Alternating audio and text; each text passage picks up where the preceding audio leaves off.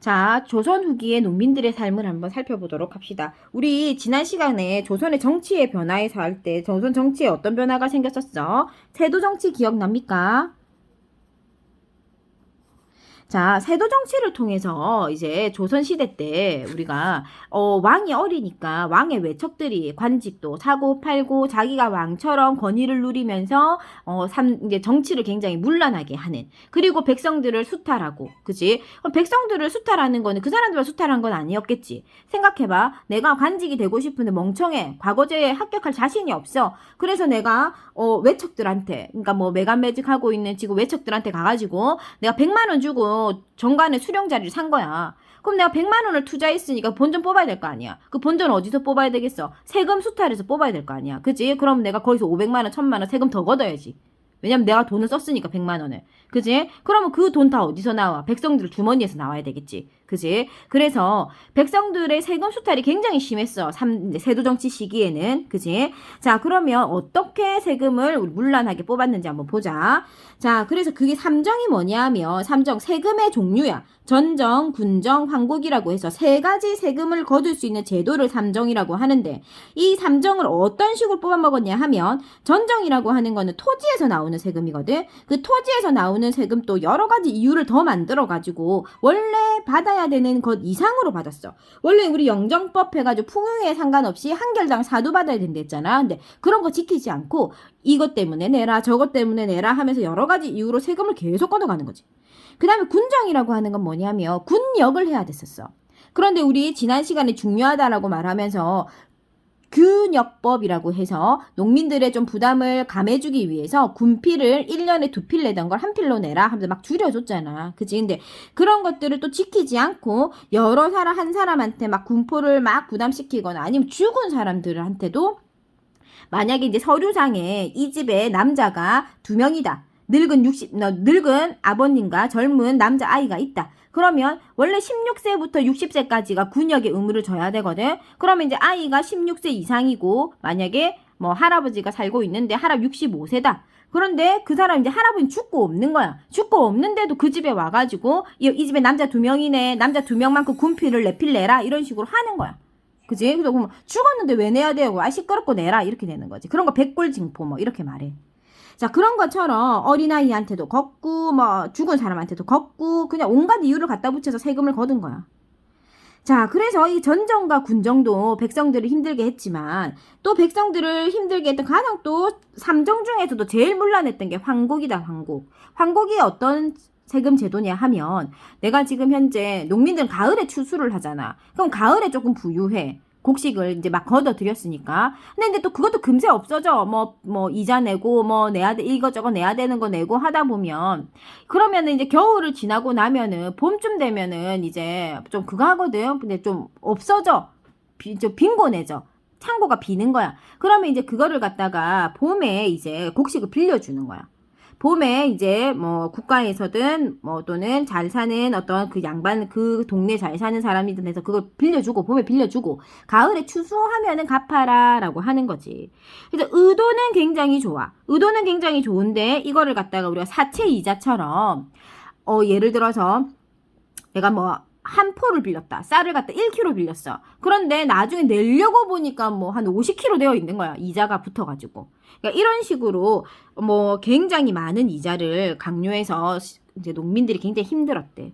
그러니까 사람들이 지금 사는 게 굉장히 힘들었겠지, 그지? 돌아서면 세금 내야 되고 내지 않아도 되는데도 내라 하고, 그지? 자, 그러다 보니까 사람들이 어떤 생각을 가지게 됐냐 하면, 야, 이 나라 이제 좀 바뀌었으면 좋겠다. 그래서 정씨가 왕이 되어야 된다라고 하는 정감록이라고 하는 게 베스트셀러가 되기도 했대.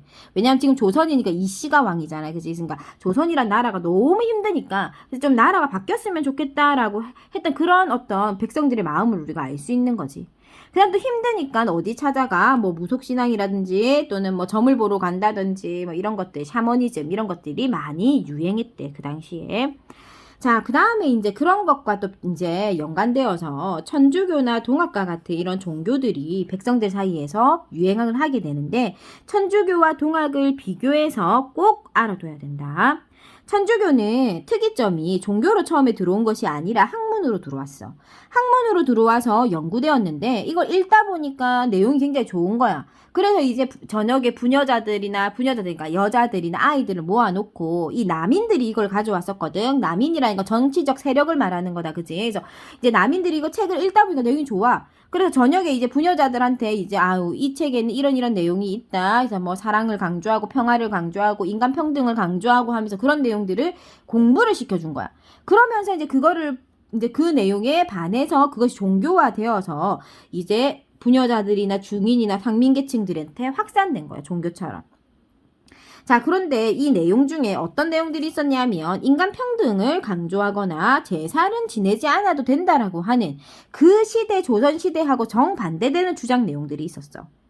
그 시대는 조선시대는 신분제 사회잖아. 그러니까 인간 평등이 말이 안 되고 그 다음 유교적 사회인데 제사를 지내지 말라고 하니까 또 말이 안 되는 거야.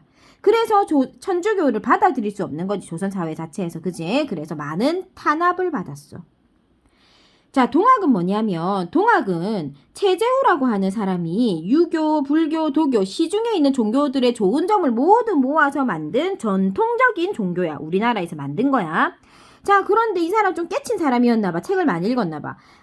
사람이 곧 하늘이다라고 하면 평등 사상을 강조했거든. 역시나 탄압받았겠지. 왜냐면 평등 사상은 우리가 받아들일 수 있는 사상이 아니었으니까, 그 당시에. 그지? 자, 그래서 동학과 천주교의 공통점은 뭐다? 인간 평등 사상을 주장한 게 공통점이야. 그런데 이 둘이는 친했느냐? 그렇지 않아. 동학은 전통적인 종교라고 했잖아. 동학 자체는 서역에서 들어온 천주교를 비판한다. 서양의 문물이기 때문에. 알겠지? 그래서 동학은 천주교를 비판하는 입장이고 둘이의 공통점은 평등 사상이고 정부의 탄압을 받았다. 그거까지 꼭 기억해라. 알았죠? 자, 그 다음에 이제 농민들이 이제 드디어 일어나기 시작한다. 농민 봉기.